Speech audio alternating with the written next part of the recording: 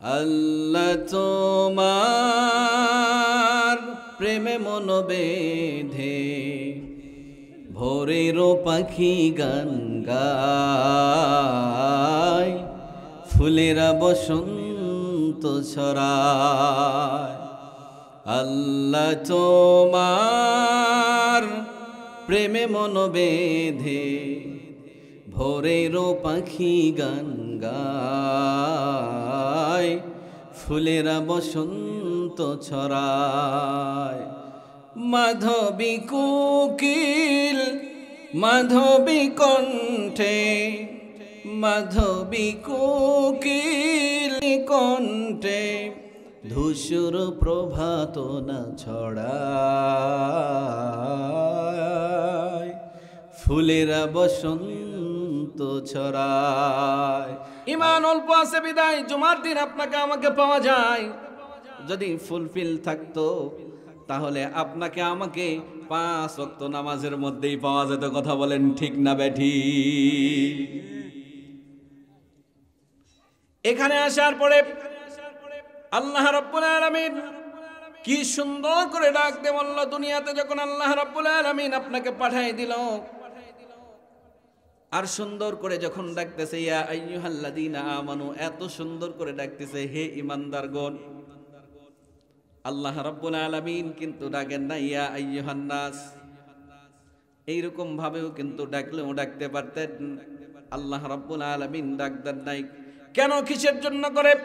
ওই যে রূহের জগতের মধ্যে যখন আল্লাহ রাব্বুল আলামিন আপনাকে আমাকে, আপনার আমার রূহটাকে তৈরি করেছিলেন, আপনার আমার রূহটাকে সৃষ্টি করেছিলেন, সৃষ্টি করার পরে ওখানে জিজ্ঞাসা করেছিলেন আলাস্তু বিরাব্বিকুম, আমি কি তোমাদের রব নয়? ওখানে আমরা সবাই বলেছি, বুঝে হোক আর না বুঝেই হোক, ইচ্ছাই হোক আর অনিচ্ছাই হোক, ওখানে কিন্তু বলে দিয়েছি কলু বালা, অবশ্যই অবশ্যই আপনি আমাদের রব। ওখানে ওই রূহের জগতের মধ্যে বলে দিয়েছি যে অবশ্যই আপনি আমাদের রব।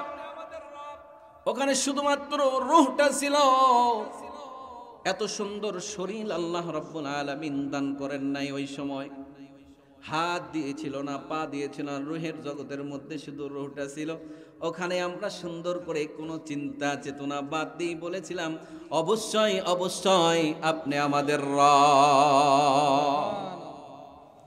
কিন্তু আল্লাহ রাব্বুল আলামিন মা বাবার বৈধ মিলনের মধ্যে দিয়ে পৃথিবীর জমিনে ভূমিষ্ঠ করে দিলেন। পৃথিবীর জমিনে আসার পরে আপনার আমার এই সুন্দর 2টা হাত দিয়ে দিয়েছেন, পা দিয়ে দিয়েছেন। আল্লাহ চাইলেই তো পারতেন আপনার আমার 2টা চক্ষু অন্ধ করে দিতে, পারতেন কি পারতেন না? আল্লাহ চাইলে পারতেন আপনার আমার 2টা চক্ষু অন্ধ করে দিতে, কানা করে দিতে পারতেন। আল্লাহ রাব্বুল আলামিন চাইলেই পারতেন আপনাকে আমাকে পঙ্গুত্ব দিয়ে দিতে, অথবা একটা পা সাপোচা করে দিতে পারতেন। কিন্তু আল্লাহ রাব্বুল আলামিন তা করেন নাই।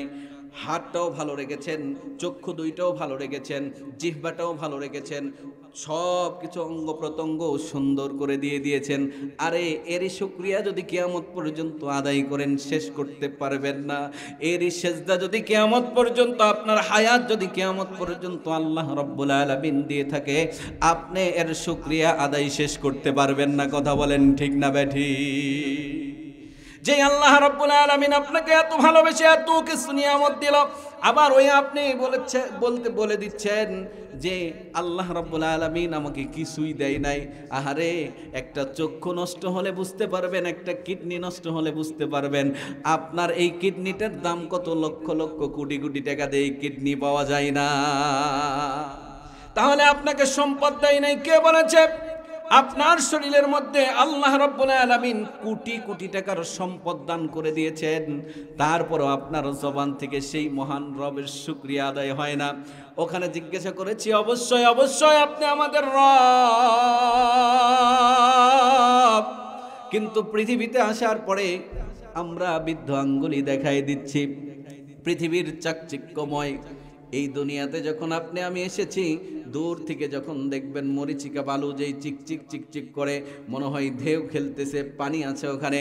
আসলে না না না না, ওখানে কোনো পানি নাই, কিন্তু আমরা পানির জন্য করে যখন ছুটে যাচ্ছি ওখানে কিছুই নাই। পৃথিবীটা আল্লাহ রাব্বুল আলামিনের কাছে কোনো দাম নাই, এটা মাছির ডানার সমপরিমাণ আল্লাহ রাব্বুল আলামিনের কাছে কোনো দাম নাই। কিন্তু পৃথিবীতে যারা আছে আল্লাহ রাব্বুল আলামিন যেই আশরাফুল মাখলুকাত বানাইছেন, আল্লাহ রাব্বুল আলামিন তাদের দাম দিয়ে দিয়েছে। আল্লাহ রাব্বুল আলামিন যে 17,999টা মাখলুক বানাইছেন, এই 17,999টা মাখলুক ওই একটা মাখলুকের কাছে তারা একেবারেই তাদের জন্য করে বানিয়ে দিয়েছেন। তারা হলো মানুষ। তারা কি? মানুষ। এই মানুষকে আল্লাহ রাব্বুল আলামিন এত ক্ষমতা দেয় নাই। আল্লাহ রাব্বুল আলামিন তাদের শরীরের শক্তিও কম দিয়ে দিয়েছে, কিন্তু আল্লাহ রাব্বুল আলামিন এই মানুষকে ব্রেন দিয়েছে। একটা হাতিকে কেমনে কাবু করতে হবে, কোন কৌশলে আটকাইতে হবে, এই মানুষের ব্রেন দ্বারা এটা হয়। বিষাধর একটা সাপ আছে, এই সাপটা পর্যন্ত মানুষের কাছে কাবু। কথা বলেন ঠিক না বেঠিক? তো এই জন্য করে আল্লাহ রাব্বুল আলামিন সুন্দর একটা ব্রেন দিয়েছে, যে এই ব্রেন দ্বারা সব কিছু করা সম্ভব, সমস্ত কিছু করা সম্ভব হবে। এর জন্য করে আপনার আমার আপনি আমি সেই মহান রবের যদি শুকরিয়া আদায় করতে পারি, কিয়ামত পর্যন্ত আল্লাহ রাব্বুল আলামিন হায়াত যদি আপনাকে আমাকে দিয়ে দেয়, এই কিয়ামত পর্যন্ত হায়াত দিলে এই কিয়ামত পর্যন্ত শুকরিয়া আদায় করে শেষ করতে পারবেন না। আল্লাহ রাব্বুল আলামিন আরেকটা কোরআনুল কারীমের আয়াতের মধ্যে বলেছেন, লাকাদ খালাকনাল ইনসানা ফি আহসানি তাকবীর। আল্লাহু আকবার বলেন। আসমান জমিন পাহাড় পর্বত ভ্রমণ্ডল ইত্যাদি ইত্যাদি পৃথিবীর মধ্যে যা কিছু আমি তৈরি করেছি, কে বলতেছেন? আল্লাহ বলছেন, পৃথিবীর মধ্যে যা কিছু আমি তৈরি করেছি এর থেকে উত্তম হিসাবে আমি আশরাফুল মাখলুকাতকে অর্থাৎ মানুষ জাতিকে পৃথিবীতে পাঠিয়ে দিয়েছি। সুবহানাল্লাহ বলবেন না? আহারে, এই সুবহানাল্লাহ বলতেছেন না, এই সুবহানাল্লাহর দাম কত জানেননি আপনারা? সুবহানাল্লাহ আজকে মুখ দিয়ে বাইর হচ্ছে না। একটা কথা বলি, একটা উদাহরণ দিয়ে সামনে অগ্রসর হতে চাই। এ মুসলমান, কোন দিকে নজর নাই, এদিক ওদিক তাকাতুকা করা যাবে না রে ভাইরা আমার। আমার দিকে তাকান, আমার দিকে তাকান, একটু নজর দিয়ে শোনেন। এই যে সুবহানাল্লাহর মান কতটুকু, সুবহানাল্লাহর দাম কতটুকু, এটা বুঝাইতে চাই, বুঝাই দিয়ে সামনে অগ্রসর হতে চাই। আমার ভাইরা খুব লক্ষ্য করে শুনবেন।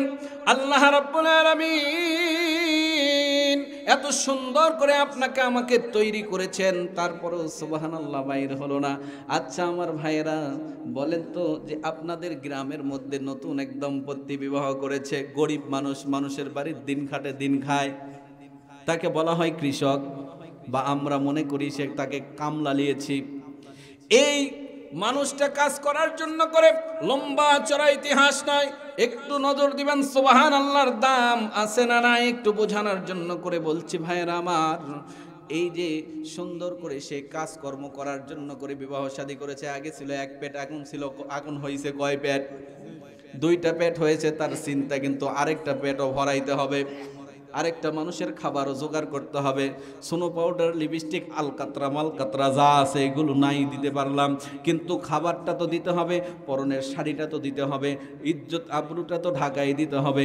এর জন্য করে কাজ করার জন্য ওই মণ্ডল মাতব্বর সদরি বা আপনার বাড়িতে কাজ করার জন্য করে চলে গিয়েছে, হাল কুদাল নিয়ে সব কিছু নিয়ে চলে গিয়েছে মাঠের মধ্যে, গরু দিয়ে হাল বচ্ছে। আগেকার মানুষরা, মুরব্বী বাবারা কথাগুলো বুঝবে।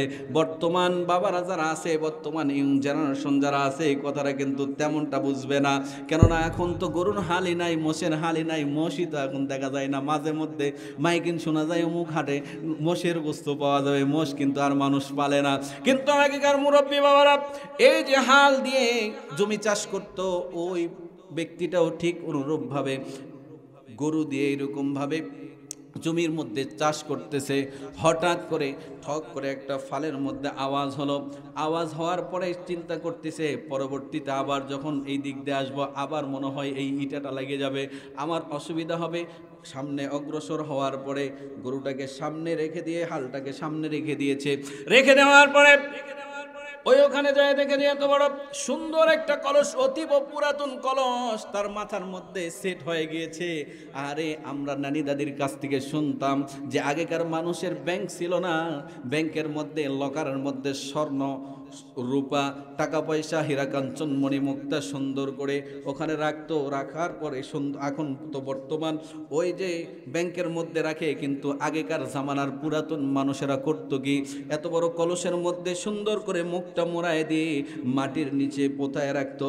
ওই মাটির নিচে পোতায় দিয়ে ওখানে একটা চিহ্ন দিয়ে দিত, পরবর্তীতে যখন দরকার পড়তো ওই জিনিসটা পরে উঠায় নিয়ে আসতো। অনেক সময় এটা বলার আগে মানুষের মৃত্যু হয়ে যেত, ওই জিনিসগুলা থেকেই যেত।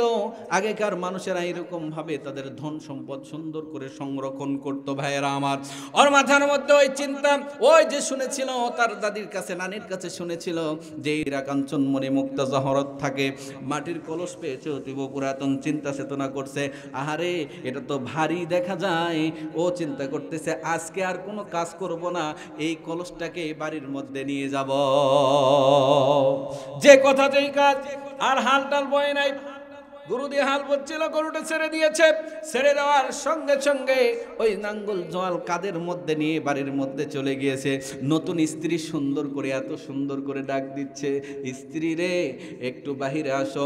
সঙ্গে সঙ্গে স্ত্রী বাহিরে আসলো। আসার পরে তাকে জিজ্ঞাসা করলো যে কেন এত তাড়াতাড়ি তুমি চলে আসলা, এখনো বেলা তো অনেক পড়ে আছে, এখনো তো জহরের আজানটা দেয় নাই, এখনো জহরের আজান পর্যন্ত দেয় নাই, এত তাড়াতাড়ি তোমার কাজ কি শেষ হয়ে গেল?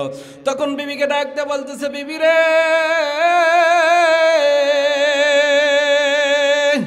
এই যে আমার হাতে এটা কি দেখতেছো, এটা অতীব পুরাতন একটা কলস। এই পুরাতন কলসের মধ্যে দাদি নানিদের কাছ থেকে, মুরব্বী বাবাদের কাছ থেকে শুনেছি, গল্প শুনেছি, মাটির নিচে পুরাতন কলস যদি পাওয়া যায়, এই মাটির নিচে পুরাতন কলসের মধ্যে হীরা কাঞ্চন মণিমুক্তা জহরত লুকায়িত থাকে। এর জন্য করে মনে হচ্ছে এটা তো ভারী, এর মধ্যে অনেক অনেক হীরা কাঞ্চন মণিমুক্তা জহরত এগুলো আছে। এখন আমি তো মানুষের বাড়িতে কাজ করতেছি, কিন্তু আর মনে হয় কাজ করা লাগবে না। আল্লাহ রাব্বুল আলামিন মনে হয় আমাদের দিকে বা আমার দিকে মুখ ফিরায় তাকাইছে। এখন তো মানুষের বাড়িতে আমি কাজ করতেছি, কিন্তু আজকের পর থেকে মানুষ আমাদের বাড়িতে কাজ করবে। স্ত্রী ডাকতে বলতেছে, স্বামীরে অত খুশি হওয়ার দরকার নাই, এত খুশি হওয়ার দরকার নাই, এত খুশি হওয়ার দরকার নাই। আগে তো দেখো এর মধ্যে হীরা কাঞ্চন মণিমুক্তা জহরত আছে কিনা। এত খুশি হয়ে লাভ নাই, আগে এটাকে ভাঙো, ভাঙার পরে দেখো হীরা কাঞ্চন মণিমুক্তা জহরত আছে কিনা, এটা আগে দেখতে হবে। এরপরে আপনার এত আনন্দ এত উল্লাস আপনি করবেন, মানুষকে আপনার বাড়িতে কামলা দেওয়ার জন্য করে রাখবেন, আপনার খেদমত করার জন্য করে রাখবেন, আমাকে রানী করে রাখবেন, সবই ঠিক আছে, কিন্তু আগে ভাঙো তো। যে কথা সে কাজ। স্ত্রীর কথা শুনে তখন জোরে একটা বাড়ি দিল মাটির সঙ্গে। মাটির সঙ্গে যখন বাড়ি দিল, বাড়ি দেওয়ার সঙ্গে সঙ্গে দুই টুকরা হয়ে গেল। দুই টুকরা হয়ে যাওয়ার পরে কাঁচের গুটি চিনেন বাবারা, কাঁচের গুটির থেকে একটু বড় বড় গুটি বাইর হয়েছে ওখান থেকে। আর স্ত্রী মুস্কি মারে হাসে আর বলতেছে যে কাঁচের গুটি বাড়াই নাই, কাঁচের গুটি বাড়ালে না হলে একটু মার্বেল খেলা যেত। এখন এগুলো দিয়ে কি করবা?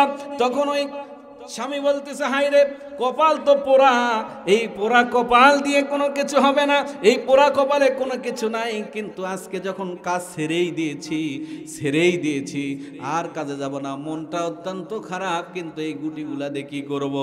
ভাইয়েরা আমার, আগের বাচ্চারা বা আমরা খেলেছিলাম বাটুল ছিলেন, এই যে বাটুল দিয়ে সুন্দর করে পাখি শিকার করত।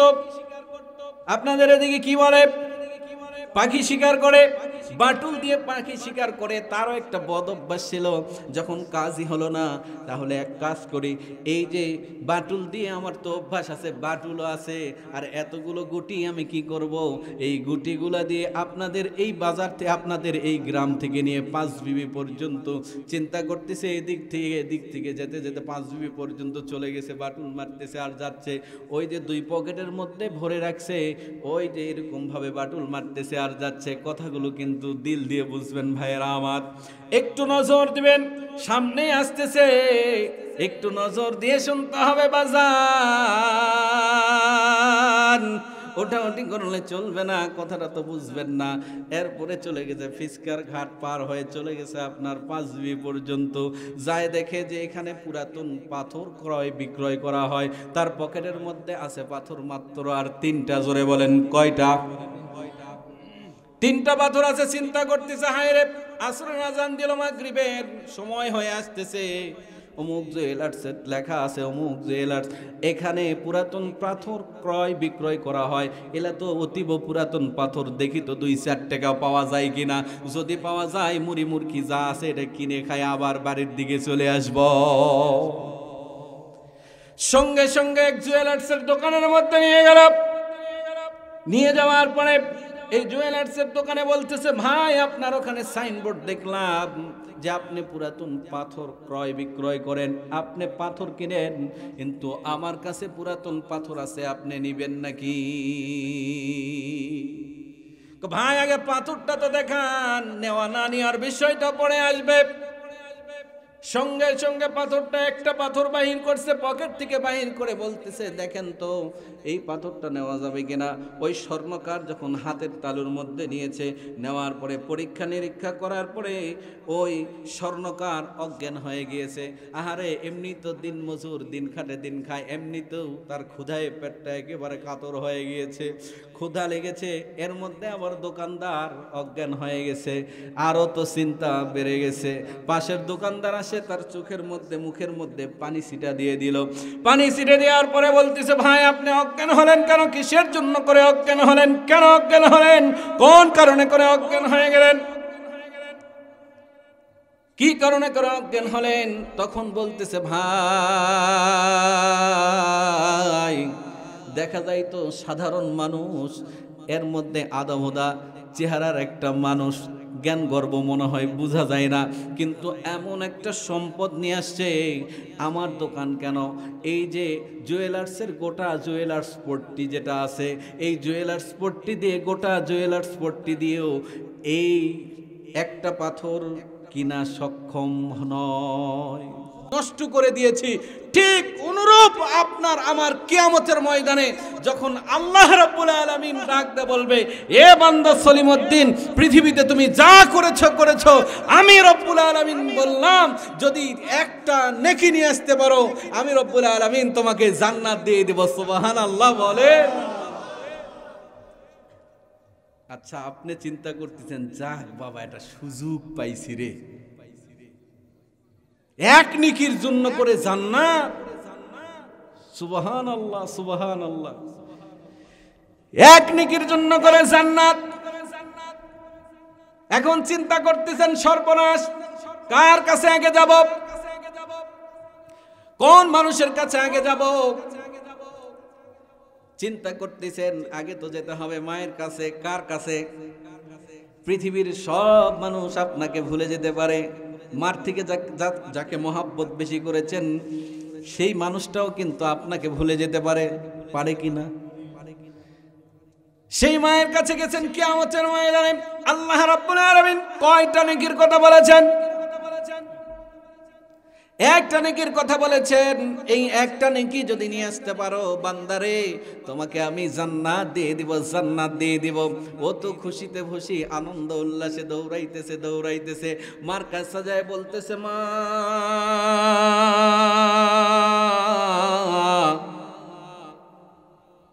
দুনিয়াতে আমাকে এত ভালোবেসেছো, দুনিয়াতে আমার জ্বর হলে খাওয়া দাওয়া বন্ধ করে দিয়েছো, সারা রাত ঘুমাও নাই। নিউ জেনারেশন যারা নতুন বাবা হয়েছে, নতুন মা হয়েছে পর্দার অন্তরালে, আপনার সন্তানের গায়ে জ্বর হয়েছে, পাতলা পায়খানা হয়েছে, সারা রাত আপনি ঘুমান নাই, কথা বলেন ঠিক না বেঠিক? সেই মাকে ডাক দিয়ে বলতেছে, মা, ও মা, যদি একটা নেকি দাও গো মা, আল্লাহ রাব্বুল আলামিন বলেছে আমাকে জান্নাত দিয়ে দিবে। অপর পাশ থেকে মায়ের কাছ থেকে কি আওয়াজ আসে দেখেন, মায়ের কাছ থেকে আওয়াজ চলে আসবে ভাসে ভাসে, কে গো বাবা তুমি কে? পৃথিবীতে তো আমার কোনো সন্তান ছিল না, পৃথিবীতে আমার কোনো সন্তান ছিল না, তুমি কঠিন কাল কিয়ামতের ময়দানে মহাশরের মধ্যে কেন আমাকে মা বলে ডাক দিয়ে লজ্জিত করতেছো? তখন আপনি আমি কোথায় যাব? আপনি আমি কি করব? আপনার আমার চিন্তা চেতনা কি হবে? মনে হয় মাটিটা ফাঁক হয়ে যাক, আমি আবার ঢুকে যাই। আহারে, দুনিয়ার কথা যখন মনে হচ্ছিল যে মা আমার ব্যথার জন্য করে আমি একটু ব্যথা পেয়েছি, সারা রাত ঘুমাইতে পারে নাই, সেই মা বলতেছে দুনিয়াতে আমার কোনো সন্তান ছিল না। এর থেকে দুঃখদায়ক বিষয় কিয়ামতের ময়দানে আর হতে পারে না, কথা বলেন ঠিক না বেঠি? সকলে ঝংকার দিয়ে লা ইলাহা লা ইলাহা ইল্লাল্লাহ লা ইলাহা। আপনারা কি ভয় পাচ্ছেন নাকি? মনে হচ্ছে ওইরকম। এরা ভাই 5 তারিখে তো স্বাধীন হয়েছে, আর কোন চিন্তা আছে কি? তাহলে এত ভয় কেন? আল্লাহর নামের জিকির করব, একটু উচ্চ কণ্ঠে জিকির করতে চাই, সকলে ঝুমকার দিয়ে বলেন লা ইলাহা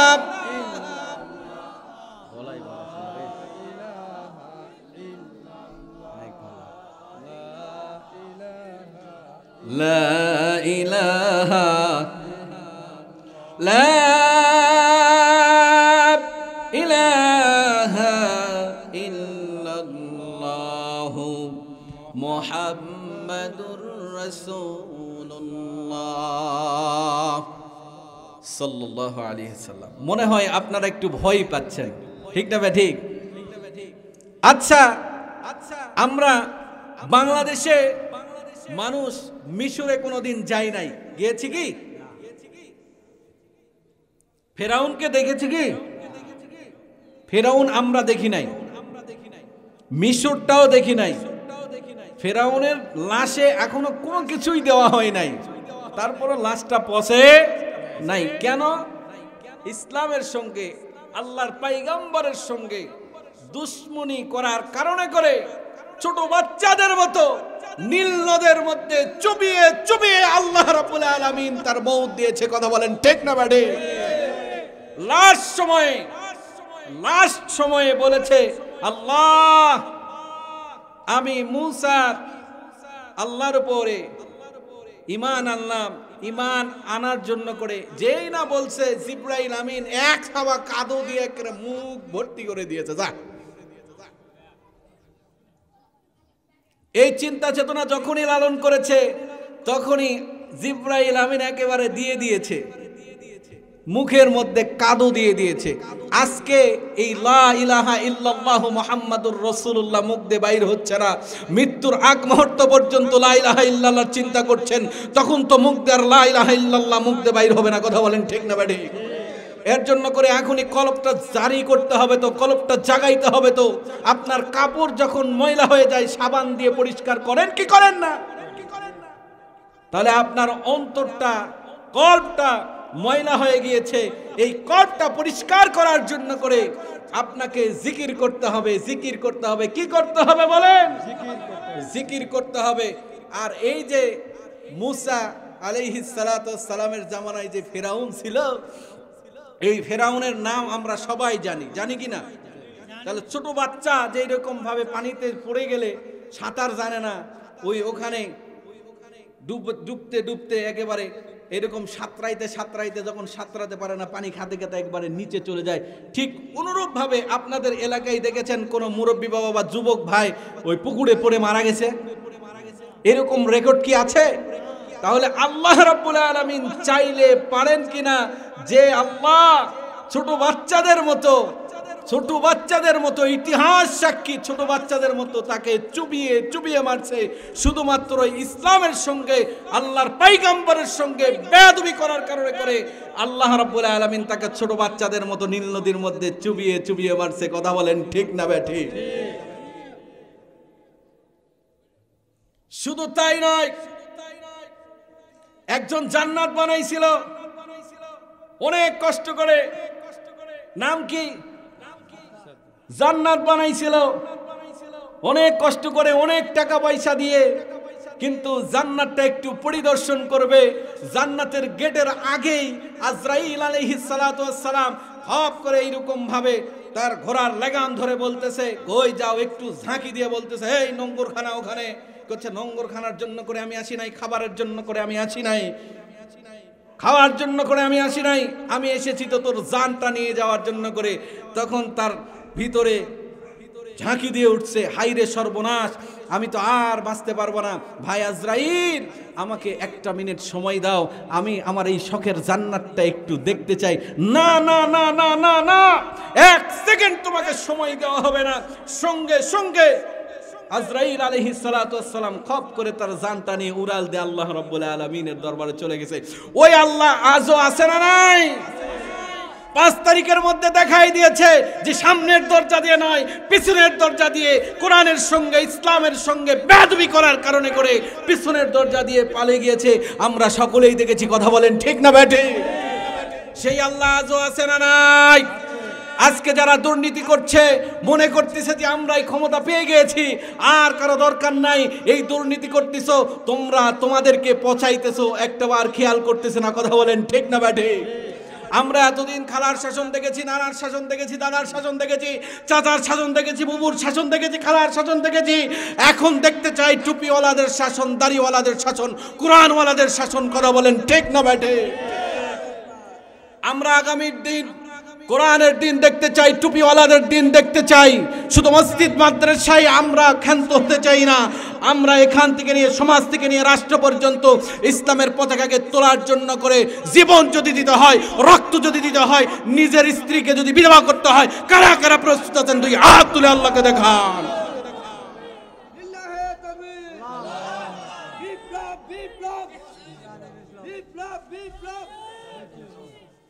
আপনাদের মাইক আলা কে? মাইক ভালো সার্ভিস দিচ্ছে না ভাই। মাইক আলা ঘুমাছে ভাই, ওখানে চা খেলে জাগে তুলরে।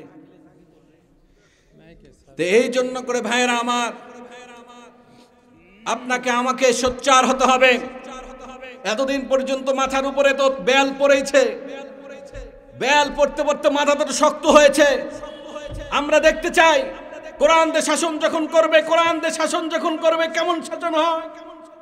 আমরা তো দেখেছি, এর আগে সবাইকে দেখেছি, সবাই কাজ করে গিয়েছে। এখন একটু দেখতে চাই টুপিওয়ালাদের, দাড়িওয়ালাদের, ওলামায়ে কেরামদের, হাফেজদের, মৌলবি, মুন্সিদের। আমরা এটা দেখতে চাই। এর জন্য করে যদি আপনাকে আমাকে ময়দানে নামতে হয়, আমাদের নেতা যদি আপনাকে আমাকে ডাক দেয়, আমাদের আমির যদি ডাক দেয়, ইসলামী আন্দোলনের জন্য করে, খেলাফত কায়েমের জন্য করে যদি আপনাকে আমাকে ডাক দেয়, তাহলে আপনি আমি বাড়িতে গিয়ে ঘুমাবো না ময়দানে ঝেপে পড়বো? ময়দানে পাওয়া যাবে তো ইনশাআল্লাহ। আর কোনো ভয় আছে? যদি বুকে আপনার তাজা রক্ত ঢেলে দিতে হয়, আপনার জীবনের বিনিময়ে আপনি দেশকে নাস্তিক মুক্ত করতে পারেন, তাহলে আপনার জীবনের বিনিময়ে কালেমার পতাকাকে পকপক করে তুলতে পারেন কি পারেন না? এর জন্য করে আমরা প্রস্তুত আছি তো ইনশাআল্লাহ। কেন? আমরা সাহাবাই কেরামের কাছ থেকে পেয়েছি, সাহাবাই কেরামের কাছ থেকে আমরা শিক্ষা পেয়েছি। সাহাবাই কেরামরা যেই রকম ভাবে আল্লাহ রাব্বুল আলামিনকে বলতো যে আল্লাহ, এই যে আমার একটা জান দিয়েছো, আমার কয়টা জান? একটা জান দিয়েছো, এটা যদি আরো 1000 বার দিতে, আরো 1000 বার তোমার পথে লড়াই করতে করতে করতে করতে শহীদ হয়ে যেতাম, একটা জানও বিপথে আমি ফেলাই রাখতাম না, একটা জানও আমি ফেলাই রাখতাম। সাহাবাই কেরামের মতো আপনার আমার ঈমান নয়। তাবিনের মতো আপনার আমার ঈমান নয়, খোলাফায়ে রাশিদিনের মতো আপনার আমার ঈমান নয়। আপনার আমার ঈমান তৈরি করতে হবে ওই রকম ঈমান, যে ঈমান তৈরি করলে সাহাবাই কেরামরা যেই রকম চিন্তা চেতনা করেছে। স্ত্রীর কথা চিন্তা করেন নাই, বাসর ঘরে তাকে ডাক দেওয়া হয়েছে, স্ত্রীকে ডাক দিয়ে বলতেছে, স্ত্রী রে যদি দেখা হয় কিয়ামতের ময়দানে, যদি শহীদ হই তাহলে কিয়ামতের ময়দানে দেখা হবে, আর যদি শহীদ না হয় তাহলে তো তোমার সাথে দেখা হচ্ছে, যদি না দেখা হয় কিয়ামতের ময়দানে শহীদদের কাতারে আমাকে খুঁজো, আমাকে পাবে। কিন্তু আজকে একটুখানি ক্ষুধা লাগলে আপনার আমার খবর নাই, আপনার আমার দিয়ে ইসলাম কায়েম হবে? জুমার দিন মসজিদে আপনি আমি যাই, একেবারে শেষ সময় যখন আল্লাহু আকবার আল্লাহু আকবার আল্লাহু আকবার মুয়াজ্জিন সাহেব যখন আকামত দেয়, তখন আপনাকে আমাকে খুঁজে পাওয়া যায়। তাহলে আপনার আমার দ্বারা ইসলাম কায়েম হবে কি? আপনার আমার জন্য করে ইসলাম কায়েম হবে। মসজিদে সবার আগে যাব, যদি আগে যেতে পারেন আপনার জন্য করে সওয়াবের ভান্ডারখানা রেখেছেন কে? এই জন্য করে মসজিদে আগে যাব না পরে? খাওয়ার আগে যাব, কিন্তু মসজিদের আগে যাওয়া যাবে না। হুজুর ঠান্ডার সময় একটু রোদ বাড়াইছে, আহ কি শান্তি। এই ঈমান দিয়ে বাংলার জমিনে ইসলাম কায়েম হবে না। আচ্ছা, আপনার জানের মালিক কে? জোরে বলেন। মাত্র দুইটা লোক বুঝেছে, বাদ বাকি কেউ বুঝে নাই রে, আমার ওয়াজই বুঝে নাই। এই জানের মালিক কে? আপনার যে সম্পদ দিয়েছেন এই সম্পদের মালিক কে? ইজ্জতের মালিক কে? তাহলে এই জান মাল ইজ্জত যা আছে সব কিছু আল্লাহ রাস্তায় দিয়ে দিতে চাই। দেখেন কিয়ামতের ময়দানে মা আপনাকে চিনল না, যেই মা সারা রাত জাগে জাগে আপনাকে পাহারা দিয়েছে, মাথার মধ্যে এক হাত দিয়েছে, থার্মোমিটার দিয়ে জ্বর মাপছে, সেই মা বলতেছে কে গো বাবা তুমি কে?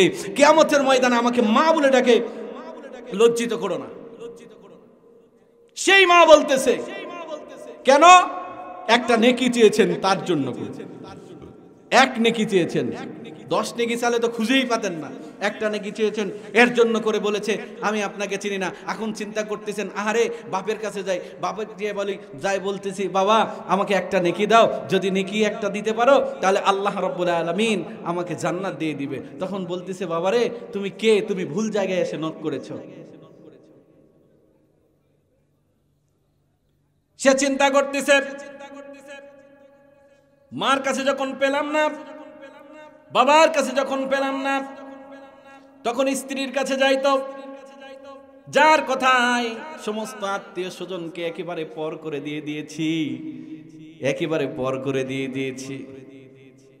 স্ত্রীর কাছে যাই, স্ত্রীর কাছে যাই, ডাকতে বলতেছে ও প্রাণের স্ত্রী, তোমার জন্য করে পৃথিবীতে অন্যায়কে অন্যায় মনে করি নাই, সুদকে সুদ মনে করি নাই, ঘুষকে ঘুষ মনে করি নাই। তুমি স্বর্ণ চেয়েছো, অলংকার চেয়েছো, আমি সব কিছু তোমাকে দিয়ে দিয়েছি, সমস্ত কিছু তোমাকে আমি দিয়ে দিয়েছি। তুমি বাড়ি চেয়েছো, বাড়ি তোমার নামে লিখে দিয়েছি, তুমি সম্পদ চেয়েছো, সম্পদ তোমার নামে লিখে দিয়েছি, সমস্ত কিছু তোমার জন্য করে আমি লিখে দিয়েছি, সব কিছু তোমার সুখের জন্য করে আমি করেছি।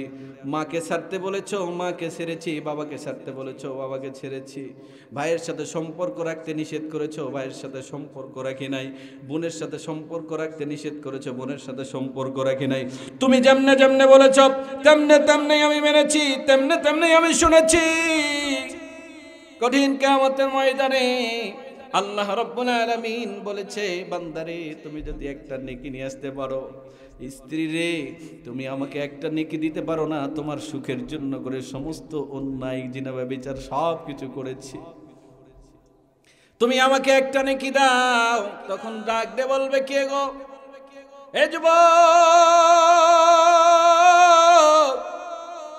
দুনিয়াতে তো আমার বিবাহ শাদী হয় নাই, আমার স্বামী কোথা থেকে আসলো? দুনিয়াতে তো আমার বিবাহ শাদী হয় নাই, স্বামী কোথা থেকে আসলো? বোনের কাছে যাবে, ভাইয়ের কাছে যাবে, আত্মীয় স্বজনের কাছে যাবে, সবাই একই কথা বলবে যে দুনিয়াতে আমার কোনো ভাই ছিল না, দুনিয়াতে আমার কোনো বন্ধু বান্ধব ছিল না, দুনিয়াতে আমার কোনো আত্মীয় স্বজন ছিল না। তখন এইরকম ভাবে ডাক দে বলবে, বলার সাথে সাথে তখন ওর দুইটা চক্ষু দিয়ে বয়ে বয়ে পানি পড়বে, আর আল্লাহ রাব্বুল আলামিনের কাছে গিয়ে মাথা এরকম ভাবে হেড করে দাঁড়ায় যাবে। ভাইয়ের কাছে গেলাম, বোনের কাছে গেলাম, ইয়াউমা ইয়াফিরুল মারউ মিন আখি ওয়া উম্মিহি ওয়া আবি ওয়া সাহিবাতিহি ওয়া বানি লিকুল্লি ইমরিইম মিনহুম ইয়াউমা ইযিন শাআনুন ইগুনি। আল্লাহ রাব্বুল আলামিনের কাছে গিয়ে মাথা নিচু করে যখন আপনি আমি দাঁড়াই দিব, ওই সময় মনে হয়েছিল যে একটা নেকি হলেই জান্নাতে যেতে পারবো। আজকে আপনার সামনে সুবহানাল্লাহ, আলহামদুলিল্লাহ, আল্লাহু আকবার বলার কতবার সুযোগ আছে রে গোলাম,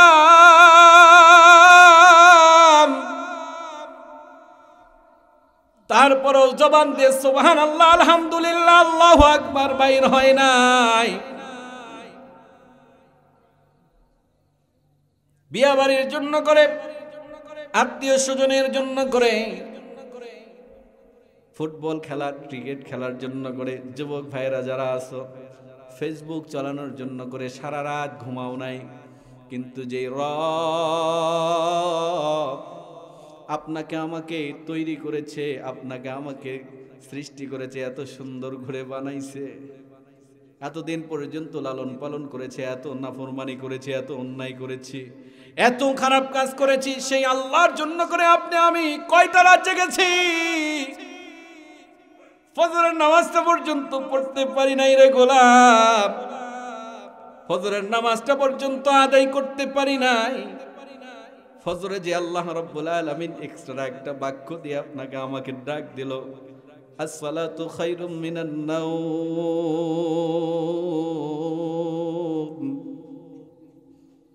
ঘুম থেকে নামাজ উত্তম, ঘুম থেকে নামাজ উত্তম। এত সুন্দর করে ডাক দিলাম, আপনার আমার ঘুম ভাঙলো না। ওই সময় শয়তান কানের মধ্যে প্রসাব করে দিচ্ছে, আপনি আমি বুঝতে পারছি না। আপনার আমার শরীরটা সুন্দর করে মেসেজ করে দিচ্ছে, আরো ঘুম পাড়ায় দিচ্ছে। ওই সময় বড় জিহাদ হচ্ছে, শয়তানের সঙ্গে জিহাদ করে আপনাকে আল্লাহর ডাকে সাড়া দিতে হবে। আপনাকে ফজরে সুন্দর করে ডাক দিল, আপনার খবর নাই। আল্লাহ রাব্বুল আলামিন জোহরে ডাক দিল, আপনার খবর নাই। আল্লাহ রাব্বুল আলামিন আসরে ডাক দিল, আপনার খবর নাই। আল্লাহ রাব্বুল আলামিন মাগরিবে ডাক দিল, আপনার খবর নাই। আল্লাহ রাব্বুল আলামিন এশায় ডাক দিল, আপনার খবর নাই। তাহলে এখন বলেন তো, আল্লাহ রাব্বুল আলামিন আপনাকে রমজানে ডাক দিল, রমজানে আপনার খবর নাই। যাকাতে ডাক দিল, যাকাতে খবর নাই। আল্লাহ রাব্বুল আলামিন ইসলামিক কনসার্টে আপনাকে ডাক দিল, আপনার খবর নাই। আল্লাহ রাব্বুল আলামিন আপনাকে মাহফিলের মধ্যে ডাক দিল, রে মুমিন, আপনার খবর নাই, খবর নাই। আল্লাহ রাব্বুল আলামিন তারপরও রহমান, আল্লাহ রাব্বুল আলামিন তারপরও রহিম। আল্লাহ রাব্বুল আলামিনের কাছে এত গুনাহ করেছেন, নামাজ পড়েন নাই, এত অন্যায় করেছেন, জিনা ব্যভিচার করেছেন, চুরি করেছেন, ডাকাতি করেছেন, অন্যায় করেছেন, এমন কোনো খারাপ কাজ নাই যে আপনি করেন নাই, এমন কোনো খারাপ কাজ নাই যে আপনি করেন নাই, আপনার দ্বারা হয় নাই। আল্লাহর কাছে যদি আপনি চান, আল্লাহ রাব্বুল আলামিন আপনার সমস্ত গুনাহকে মাফ করে দিবে। একটা উদাহরণ দিলে সুন্দর বুঝে আসবে, উদাহরণটা শুনবেন নি আপনারা? এ ভাই, মুসা আলাইহিস সালাতু ওয়াস সালামের নাম শুনেছেন আপনারা? মুসা আলাইহিস সালাতু ওয়াস সালামের জামানায় বৃষ্টি হইতেছিল না, বৃষ্টি আসতেছিল না, বৃষ্টি নাই। মানুষগুলো কিছুদিন আগে যখন গরম হয়ে গেল, আমাদের জমিনগুলা চৈচির হয়ে গেল, প্রত্যেকটা জায়গায় আমরা নামাজ পড়ে পড়ে আল্লাহর কাছে দোয়া করেছি, জুমার দিনেও নামাজ পড়েছি, কিন্তু আল্লাহ রাব্বুল আলামিন দোয়া করেন নাই আমাদের গুনার কারণে। করে কথা বলেন, ঠিক না বেঠিক? ঠিক অনুরূপ অবস্থায় মাটিগুলো ফেটে গিয়েছে, পানি পানি করে হাহাকার করতেছে, পশু পাখিগুলো মাটিতে একেবারে নুয়ে নুয়ে পড়ে গেছে, গাছের পাতাগুলো একেবারে আউড়ে চলে গিয়েছে, গাছের পাতাগুলো একেবারে মরণ ধরেছে, একেবারে মরণ ধরে গিয়েছে। দেখেন তো, গাছটা মারা গেলে যে এরকম অবস্থা হয়, আপনার আমার এলাকায় ঠিক অনুরূপ অবস্থা হয়ে গিয়েছে। সাহাবায়ে কেরামরা যায় যে আল্লাহর পয়গম্বরকে ডাকতে বলতেছে, আল্লাহর পয়গম্বর একটু নামাজ পড়ে আল্লাহ রাব্বুল আলামিনের কাছে আমরা দোয়া করি, সমস্ত সাহাবায়ে কেরামদেরকে নিয়ে চলো। সঙ্গে সঙ্গে ৭০,০০০ লোক একত্রিত হয়ে গেল, এক জায়গায় জমা হয়ে গেল। 70,000 লোক যখন এক জায়গায় জমা হয়ে গিয়েছে, জমা হয়ে যাওয়ার পরে নামাজ আদায় করেছে। নামাজ পড়ার পরে আল্লাহ রাব্বুল আলামিনের কাছে দোয়া করেছে পয়গম্বর আলাইহিস সালাতু ওয়াস সালাম, মুসা আলাইহিস সালাতু ওয়াস সালাম দোয়া করেছে কার কাছে বলেন তো? আমার মতো হবুল্লাহ সবুল্লাহ মৌলভী মুন্সি নাকি?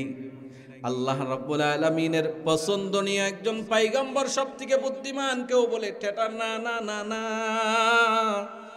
সবথেকে বুদ্ধিমান, একটু বেশি বুদ্ধি থাকলে আমরা তাকে ঠেটা বলে ডাকি। আসলে তার বুদ্ধি ছিল বেশি থাকার কারণে করে আমরা ঠেটা বলি না। একজন পয়গম্বরের সাথে এরকম বেয়াদবি করা যাবে না, একজন পয়গম্বরের সাথে এরকম বেয়াদবি করা যাবে না। এই জন্য করে ভাইয়েরা আমার, লক্ষ্য করে শুনতে হবে, এদিক ওদিক নজর নাই। আল্লাহর পয়গম্বর যখন আল্লাহ রাব্বুল আলামিনের কাছে দোয়া করেছে, দোয়া কবুল হয় নাই, দোয়া কবুল হয় নাই, দোয়া কবুল হয় নাই। আল্লাহ রাব্বুল আলামিনকে ডাক দে বলতেছে, মাথাটা নিচু করে আল্লাহ তাআলাকে ডাক দে বলছে, আল্লাহ কেন দোয়া কবুল হচ্ছে না? কিসের জন্য করে দোয়া কবুল হচ্ছে না?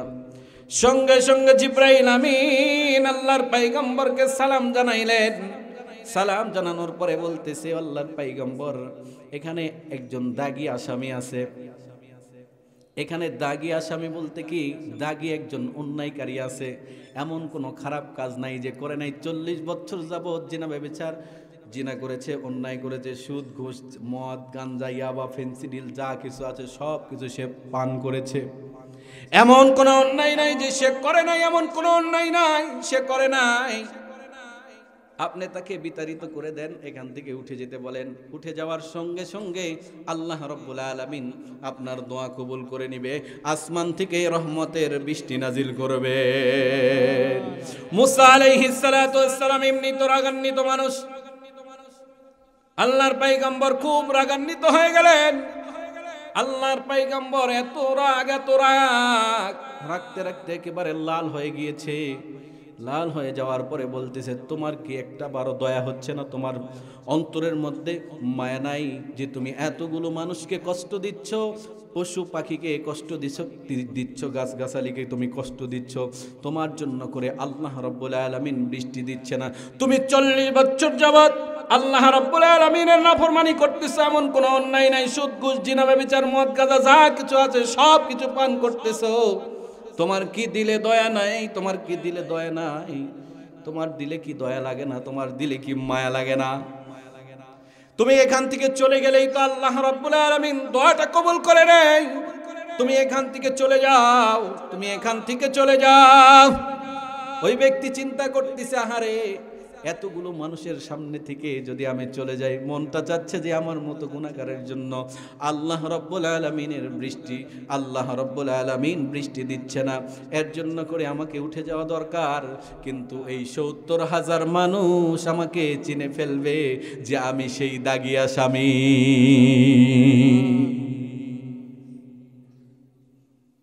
সে চিন্তা করতেছে, হায় রে হায়, কি করা যায়, কি করা যায়। মাথাটা নিচু করে দিয়েছে। দেওয়ার পরে আল্লাহ রাব্বুল আলামিনকে ডাক দিয়ে বলতেছে, মালিক,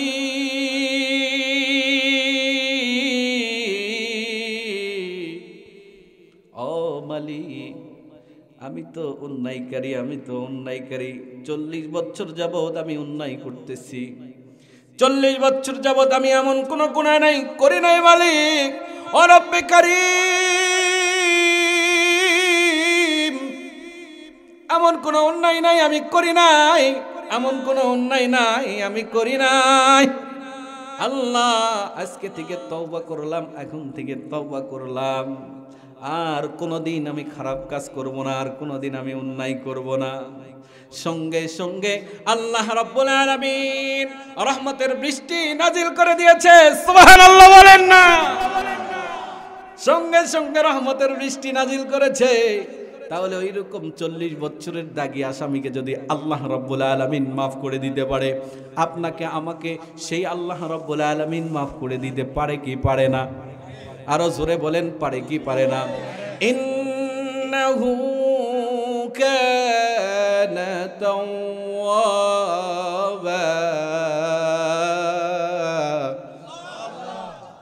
তওবা করে এদেরকে পছন্দ করেন কে?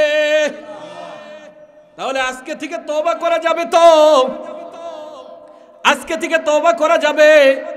সে আল্লাহর কাছে আমরা তওবা করতে চাই, মালিক এতদিন পর্যন্ত যা অন্যায় করেছি, এতদিন পর্যন্ত যে জিনা ব্যভিচার করেছি, সুদ খেয়েছি, ঘুষ খেয়েছি, মানুষের সঙ্গে অন্যায় করেছি, মানুষকে ঘাটা দেই নাই যাওয়ার জন্য করে আল কেটেছি, রাস্তা একেবারে শুরু করে ফেলাই দিয়েছি, মানুষকে একেবারে নির্যাতন করেছি, মানুষের কাছে মানুষকে নিষ্পেষণ করেছি, মানুষকে ছোট করেছি, ওলামায়ে কেরামের সঙ্গে বেয়াদবি করেছি, আলেমের সঙ্গে খারাপ ব্যবহার করেছি, মসজিদ মাদ্রাসার মুহতামিম সাহেবদের সঙ্গে খারাপ ব্যবহার করেছি, মসজিদের ইমাম সাহেবের সাথে খারাপ ব্যবহার করেছি।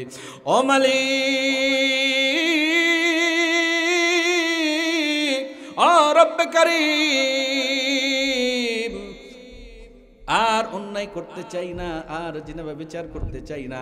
আজকে থেকে সমস্ত অন্যায়, জিনা ব্যভিচার সমস্ত কিছু ছেড়ে দিলাম।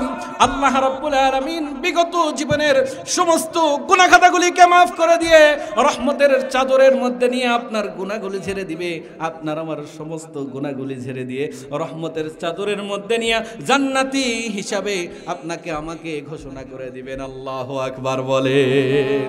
এর জন্য করে তওবা করার দরকার আছে না নাই? আর জোরে বলেন, তওবা করার দরকার আছে না নাই? এর জন্য আমরা তওবা করতে চাই তো ইনশাআল্লাহ, তওবা করতে চাই তো ইনশাআল্লাহ। আমরা তওবা করতে চাই সেই মহান রবের কাছে, যেই রব আপনাকে আমাকে এত অন্যায় করার পরেও, এত অন্যায় করার পরেও আজও ইজ্জতে রেখেছেন কি রাখেন নাই? আল্লাহ রাব্বুল আলামিন আজও বুকের বোতাম খুলে দিয়ে ঘুরতেছি। আপনিই জানেন আপনি কত নম্বরের খাটাস, আমি জানি যে আমি কত নম্বরের গুনাহগার। এর জন্য করে আপনাকে আমাকে আজকে থেকে এই মাহফিল থেকে শপথ নিতে হবে যে আল্লাহ আর কোনোদিন খারাপ কাজ করব না। কেন? এখান থেকে বাড়িতে গিয়ে ঘুমাতে পারবেন এর কোনো গ্যারান্টি আছে? আরো জোরে বলেন, আছে? তাহলে এর জন্য করে আপনাকে আমাকে, আপনি আমি যখন আল্লাহর কাছে তওবা করব, সমস্ত দোয়া আপনার আমার কবুল হবে। আপনি অন্যায়কারী বসে থাকেন আর ইমাম সাহেবকে গালিগালাজ করেন, হুজুর কি দোয়া করেন, দোয়াই কবুল হয় না। আপনার মতো গুনাহগার থাকার কারণেই তো কবুল হচ্ছে না। কথা বলেন ঠিক না বেঠিক? হুজুর খারাপ বলেন। এই যে মাদ্রাসার জন্য করে আপনার দরজায় মুহতামিম সাহেব গিয়েছিল, যাওয়ার পরে বলেছে, হাজী সাহেব, মুরব্বী বাবা, যুবক ভাই, এক বস্তা আলু, এক বস্তা ধান দিতে হবে। আপনি চিন্তা করছেন যে আহারে ওই মানুষগুলো, যেই মানুষগুলোর বাচ্চা এখানে আছে তারা কত অসহায়, এতিম বাচ্চাদের জন্য, অসহায় বাচ্চাদের জন্য চিন্তা চেতনা করেছি। আচ্ছা, এতিম অসহায় চিন্তা চেতনা, এতিম বাচ্চাদের জন্য, অসহায় বাচ্চাদের জন্য চিন্তা চেতনা আপনি করেন নাই, কোনো চিন্তা চেতনা আপনি করেন নাই। আপনার মনের মধ্যে একটা খাহেশ যে তারা কোরআন তেলাওয়াত করে। এই কোরআনটা কার কিতাব? জোরে বলেন। এই কোরআনটা তারা সিনার মধ্যে নেওয়ার জন্য করে পাগল পারা হয়ে গিয়েছে। এই কোরআন সিনার মধ্যে নেওয়ার জন্য করে আপনি আমি চেষ্টা করেছি, আপনার আমার সহযোগিতা এখানে আছে। আচ্ছা বলেন তো, কিয়ামতের ময়দানে আপনার সমস্ত আত্মীয় স্বজন, বাবা মা থেকে শুরু করে সবাই আপনাকে চিনল না। কিয়ামতের ময়দানে ওই বাচ্চাটা, যেই বাচ্চাটাকে আপনি এক লোকমা খাবার দিয়েছেন, একটা কাপড় দিয়ে দিয়েছিলেন, ওই বাচ্চাটাকে আপনার বাড়িতে জাগির রেখে দিয়েছিলেন, জাগির রেখে হাফেজ বানায় দিয়েছিলেন। একজন হাফেজে কেরাম 10 জন জাহান্নামী ব্যক্তিকে সুপারিশ করে জান্নাতে নিয়ে যেতে পারবে। 10 জন ব্যক্তিকে, জাহান্নামী ব্যক্তিকে জান্নাতে নিয়ে যেতে পারবে। ভাইরা আমার, একটু খেয়াল করে শুনতে হবে, 10 জন জাহান্নামী ব্যক্তিকে সুপারিশ করে করে জান্নাতে নিয়ে যেতে পারবে। ইতিমধ্যেই 10 জন পূরণ হয়ে গিয়েছে। আপনি সলিমুল্লাহ এত অন্যায় করেছেন, এত কিছু করেছেন, আপনার হিসাব নিকাশ হওয়ার পরে আল্লাহ রাব্বুল আলামিন ফয়সালা দিয়ে দিয়েছে যে আপনার ঠিকানা জাহান্নামের মধ্যে, যাও তোমার এই পথ, তুমি জাহান্নামে চলে যাও। আপনি এরকম ভাবে মাথা হেলে হেলে চলে যাচ্ছেন, হঠাৎ করে ওই ব্যক্তি, যেই ব্যক্তির জন্য করে, যেই ছাত্র, যেই কোরআনের ছাত্রের জন্য করে আপনি আপনার বাড়িতে জাগির রেখে হাফেজে কেরাম বানায় দিয়েছেন, আপনার সহযোগিতা, আপনার খানা খেয়ে সে হাফেজে কেরাম হয়ে গিয়েছে। এই মাদ্রাসায় দান করার কারণে করে, আপনার দানের জন্য করে একটা বাচ্চা হাফেজ হওয়ার সুযোগ পেয়েছে।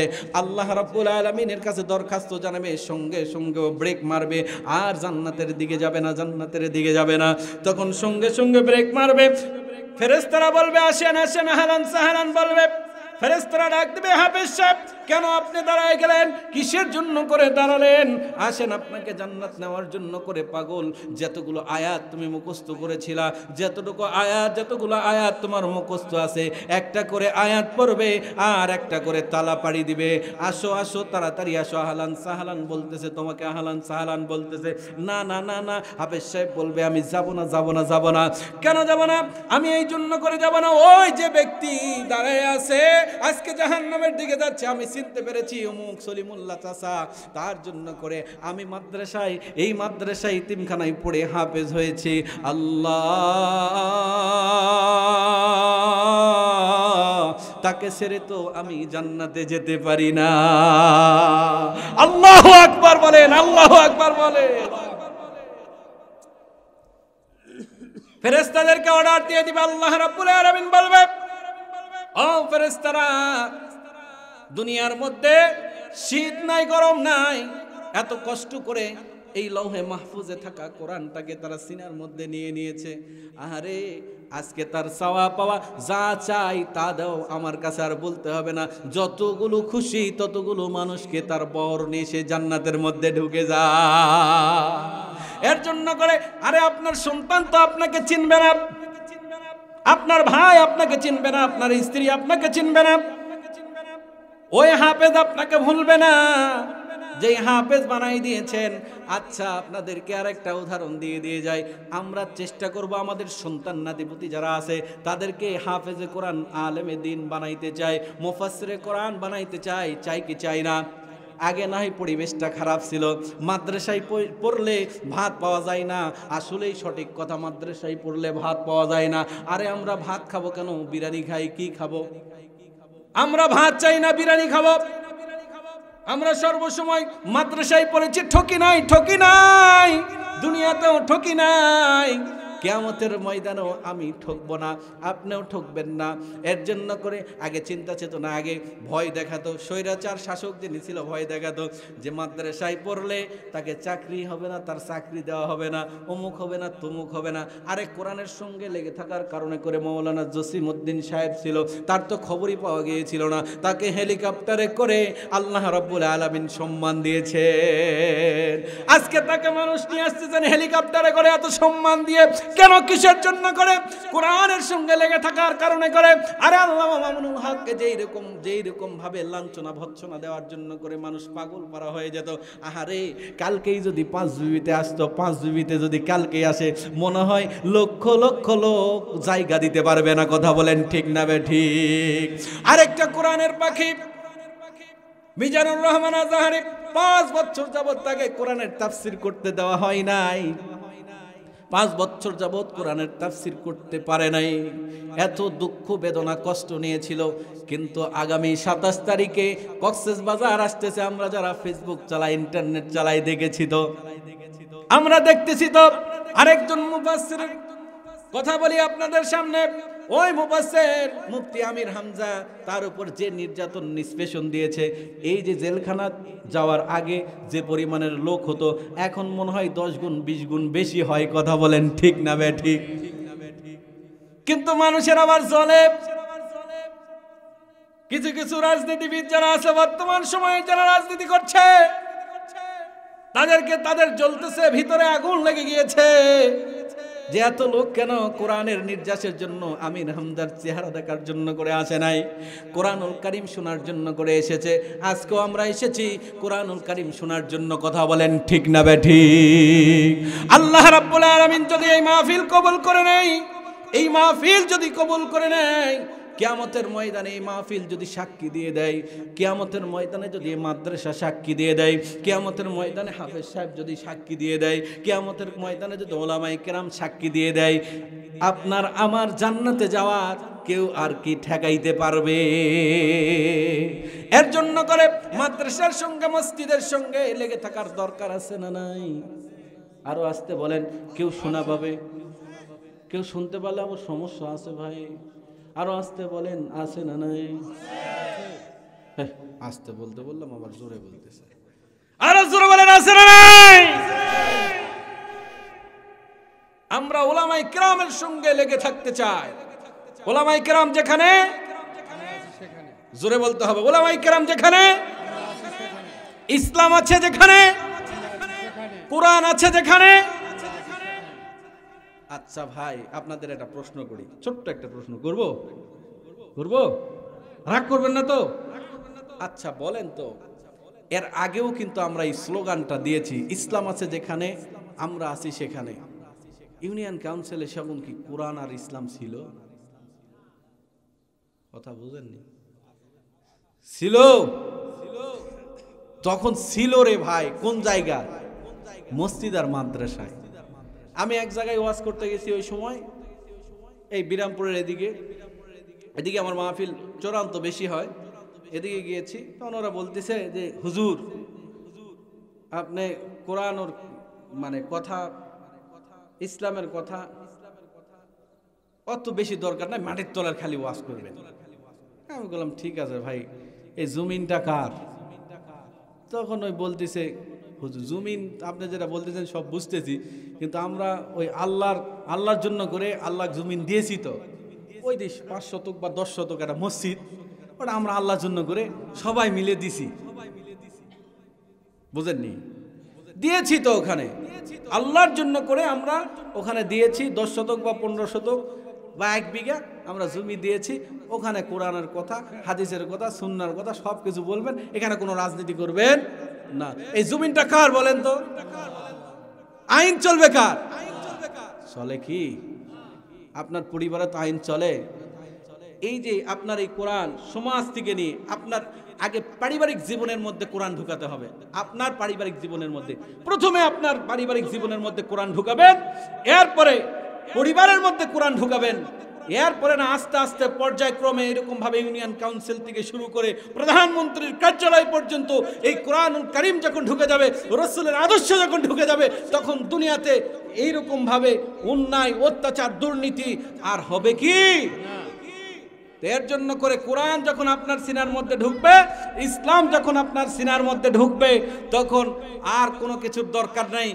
এমনিতেই সমাজটা ঠিক হবে, বাড়ি ঠিক হবে, পরিবার ঠিক হবে। আজকে আপনার সন্তান,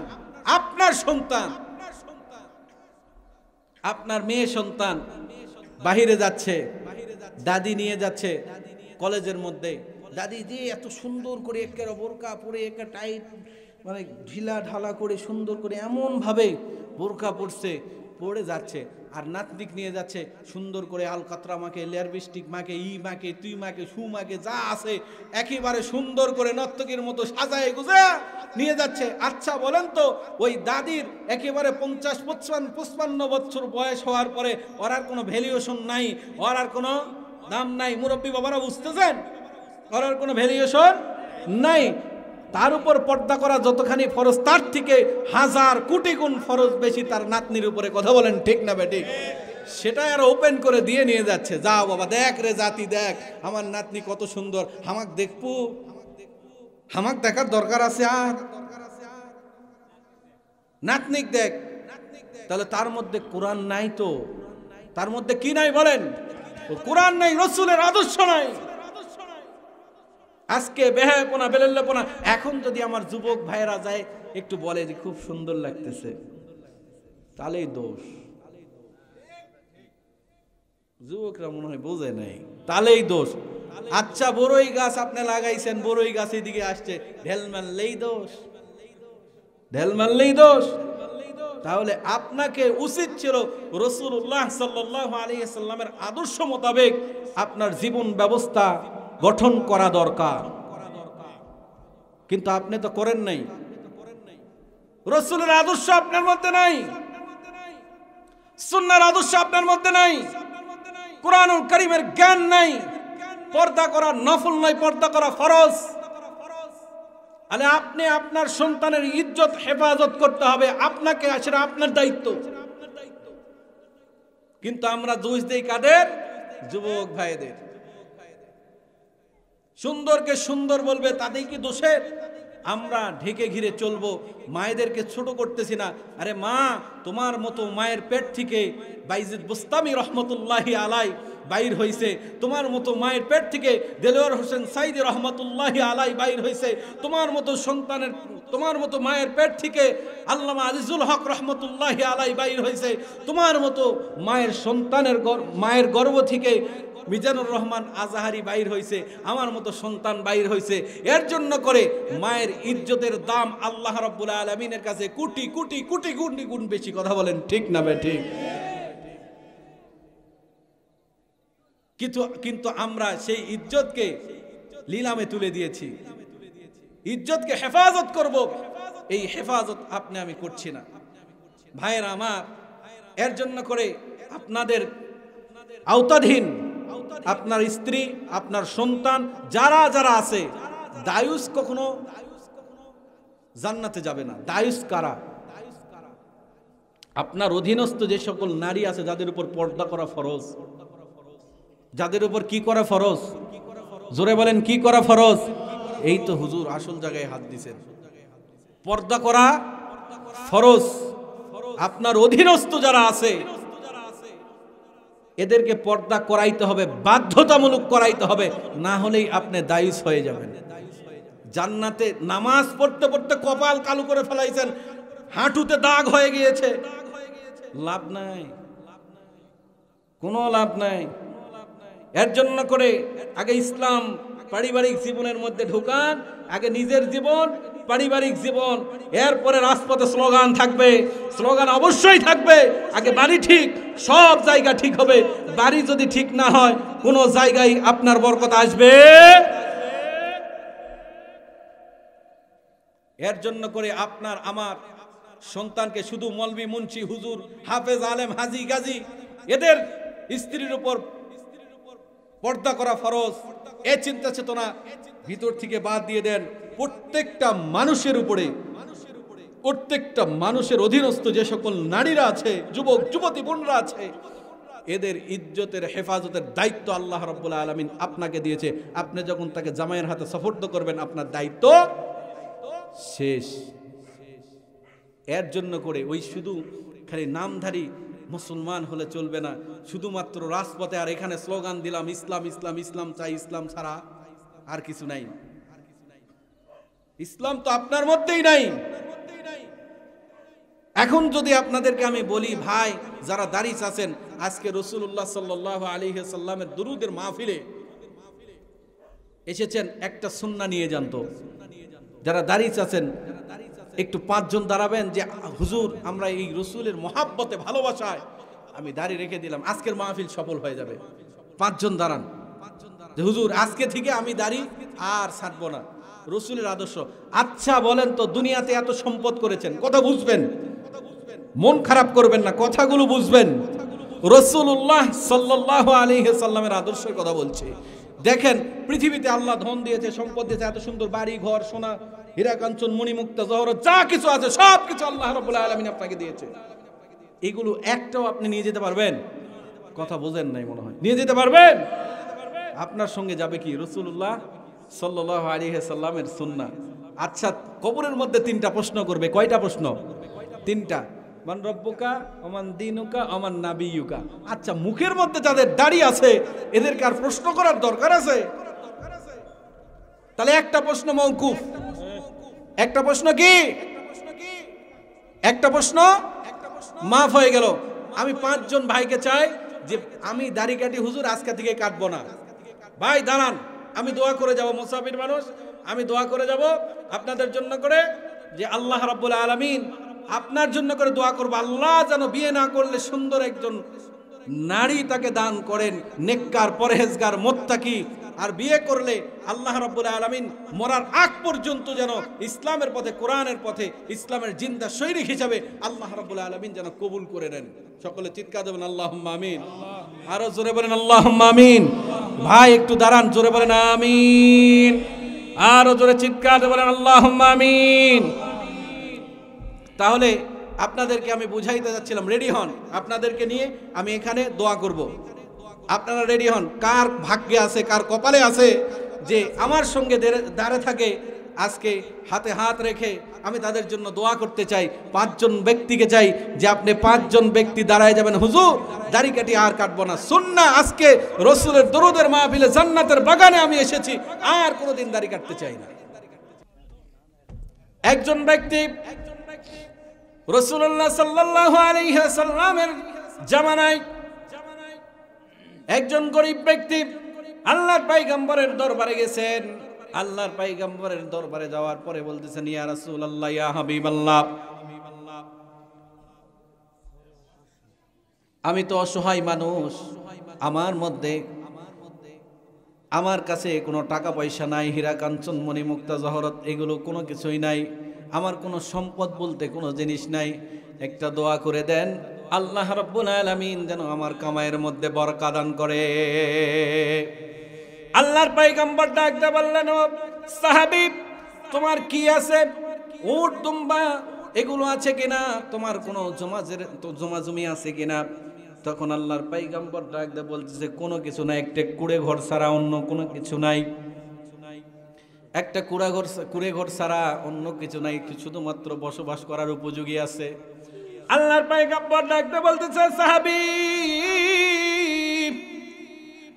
একটু নজর করে দেখো তো তোমার বাড়ির মধ্যে কোনো কিছু আছে কিনা, তার জন্য করে আমি আল্লাহ রাব্বুল আলামিনের কাছে দোয়া করে দিব। তখন সাহাবী ডাক দিয়ে বলতেছে, ইয়া রাসূলুল্লাহ, ইয়া হাবিবাল্লাহ, আল্লাহর পয়গম্বর, আমার বাড়ির পাশেই একটা খেজুরের গাছ আছে, তাহলে যাও যাও।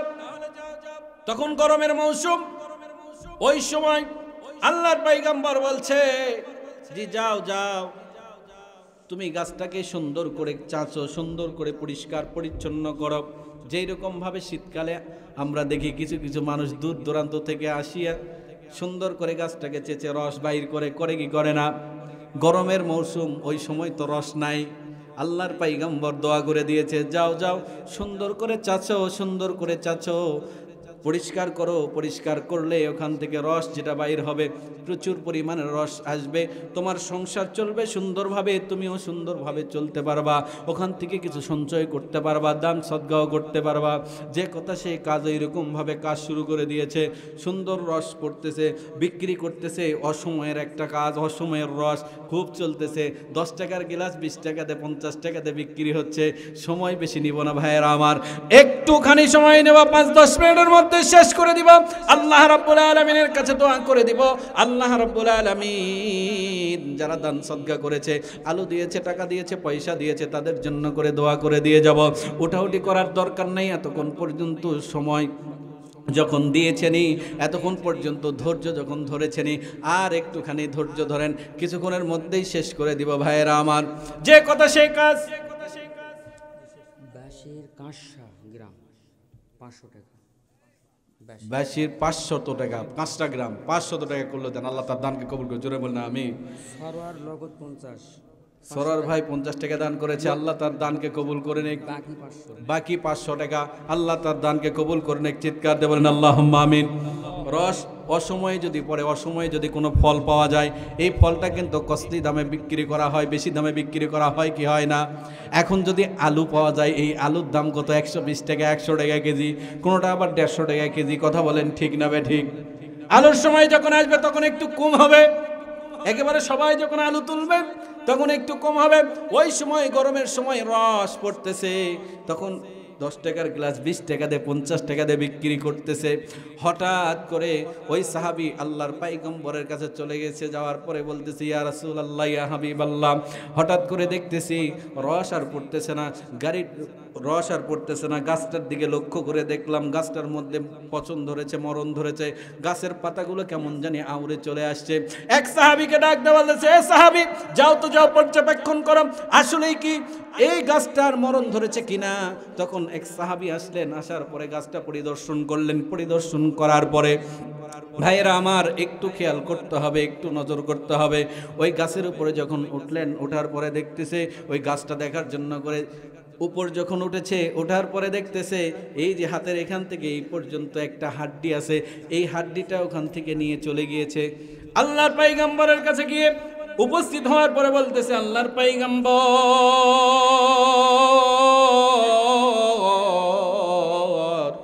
এই যে এই হাড্ডিটা ওখানে পেয়েছি, অন্য কোনো কিছু পাই নাই। আল্লাহর পয়গম্বর যখন নজর করেছে হাড্ডির দিকে, তখন ওই মহিলা মায়ের দিকে নজর হয়ে গিয়েছে। এটা অমুক গ্রামের অমুক মহিলা মায়ের হাড্ডি। এই হাড্ডিটা কেন এরকম হচ্ছে? তার কবরের মধ্যে জাহান্নামের তা দেওয়া হচ্ছে, জাহান্নামের তা দেওয়া হচ্ছে, জাহান্নামের আগুনের তা দেওয়া হচ্ছে, তা দেওয়া হচ্ছে। তা দেওয়ার কারণে করে তার কবরে তো আযাব হচ্ছে। একটা কাক পাখি বা শকুন পাখি ওই কবরে সো মেরে ওই হাড্ডিটা উঠায় নিয়ে এখানে এসেছে। এখানে আসার পরে ওই গোস্তের টুকরাগুলো সুন্দর করে ছিঁড়ে ছিঁড়ে খেয়ে চলে গিয়েছে। কিন্তু জাহান্নামের আগুনের যখন তা দেওয়া হচ্ছিল ভাই, ওই কবরের মধ্যে তো তা লাগতেছিল, ওই হাড্ডিটাও ওখানে ওই হাড্ডিটার উপরও সুন্দর করে জাহান্নামের আগুনের তা চলে আসতেছে। জাহান্নামের আগুনের তাপ আসার কারণে করে ওই গাছটা মরণ ধরেছে। এটা কিসের জন্য করে হচ্ছে? সাহাবায়ে কেরামরা জিজ্ঞাসা করলাম, ইয়া রাসূলুল্লাহ, ইয়া হাবিবাল্লাহ,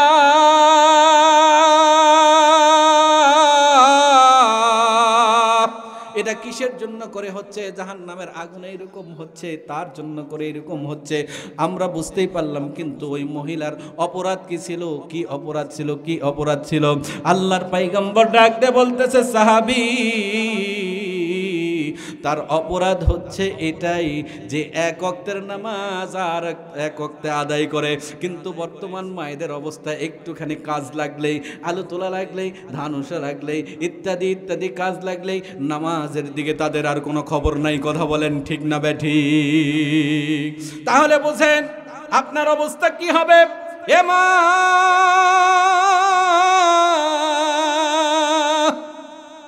আজকে থেকে আপনি আমি তওবা করে নেই।